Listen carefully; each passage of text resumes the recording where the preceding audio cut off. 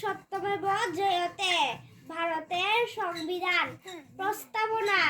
আমরা ভারতের জনগণ ভারতকে সার্বভৌম সমাজতান্ত্রিক ধর্মনিরপেক্ষ গণতান্ত্রিক সাধারণতন্ত্র রূপে গড়ে তুলতে এবং তার সকল নাগরিক যাতে সামাজিক, অর্থনৈতিক ও রাজনৈতিক ন্যায় বিচার, চিন্তা, মত প্রকাশ, বিশ্বাস, ধর্ম এবং উপাসনার স্বাধীনতা, সামাজিক প্রতিষ্ঠা অর্জন ও সুযোগের সমতা প্রতিষ্ঠা এবং তাদের সকলের মধ্যে ব্যক্তির মর্যাদা এবং জাতীয় ঐক্য ও সংহতি সুনিশ্চিতকরণের মাধ্যমে তাদের মধ্যে যাতে ভ্রাতৃত্বের ভাব গড়ে ওঠে তার জন্য সত্যনিষ্ঠার সঙ্গে শপথ গ্রহণ করে আমাদের গণপরিষদে আজ 1949 সালের 26 নভেম্বর এতদ্বারা এই সংবিধান গ্রহণ বিধিবদ্ধ এবং নিজেদের অর্পণ করছি।